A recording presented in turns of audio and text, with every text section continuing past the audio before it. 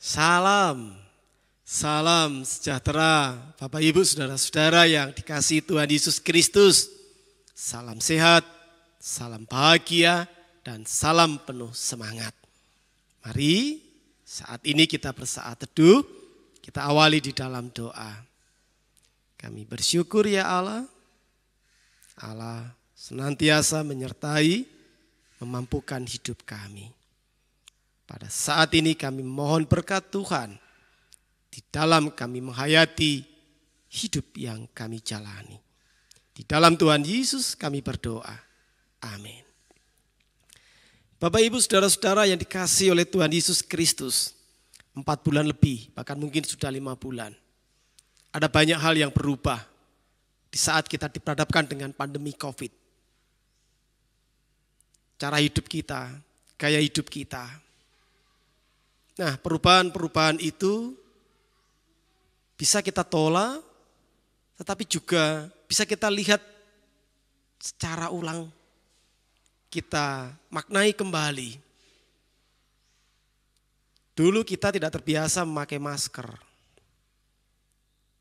Dulu kita tidak terbiasa mencuci tangan dengan sabun. Dulu kita tidak terbiasa membersihkan rumah, lingkungan rumah.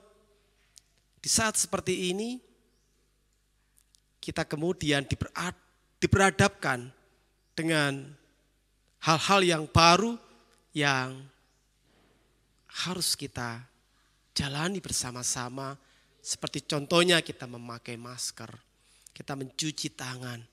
Dan bahkan tidak hanya itu, kita pun juga mulai melihat, memperhatikan cara kita juga hidup berdampingan dengan alam lingkungan kita. Ini yang harus kita maknai lagi. Kalau kita juga hayati, coba renungkan kembali hidup kita, kita juga bisa diperhadapkan dengan situasi-situasi yang akhirnya kita harus berubah cara hidup kita. Seperti misalkan ketika kita sakit. Lalu kemudian akhirnya untuk penyembuhan atau juga untuk pemulihan, kita harus menahan diri untuk tidak makan ini itu, atau juga untuk mulai mengurangi aktivitas dan sebagainya, lalu kemudian memperbanyak waktu istirahat. Nah, situasi-situasi itu pasti dialami oleh setiap manusia, oleh kita semua. Kita sebagai manusia sudah seharusnya memang maknai hidup untuk terus melakukan pembaruan.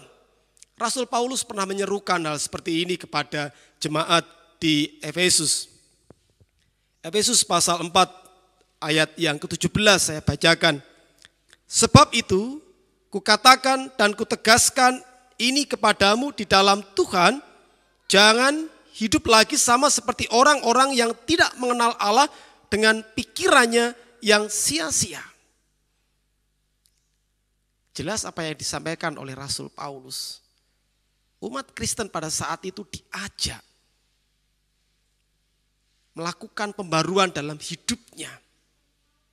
Hidupnya bukan lagi senternya adalah dirinya sendiri, kesenangannya dirinya sendiri. Tapi bagaimana mereka bisa menghadirkan cinta kasih Tuhan. Bagaimana mereka bisa mewartakan cinta kasih Tuhan. Oleh karena itu, jangan sia-siakan hidup kita pada saat ini. Jika kita menganggap bahwa hidup ini adalah kesempatan, sekali lagi setiap saat sebenarnya kesempatan bagi kita untuk memaknai hidup, memperbarui hidup. Untuk apa?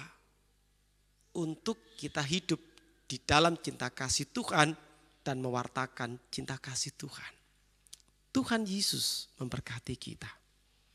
Amin. Kami bersyukur ya Allah, kami memang bukan manusia yang sempurna. Bahkan kami mengakui kami ini rapuh dalam keterbatasan dan ketidakberdayaan. Kami bersyukur jika sebenarnya setiap hari yang kami jalani adalah waktu kesempatan bagi kami untuk memaknai dan memperbarui hidup kami. Hidup di dalam cinta kasih Tuhan, mewartakan cinta kasih Tuhan. Terima kasih ya Tuhan Allah kami. Di dalam Tuhan Yesus Kristus kami berdoa. Amin.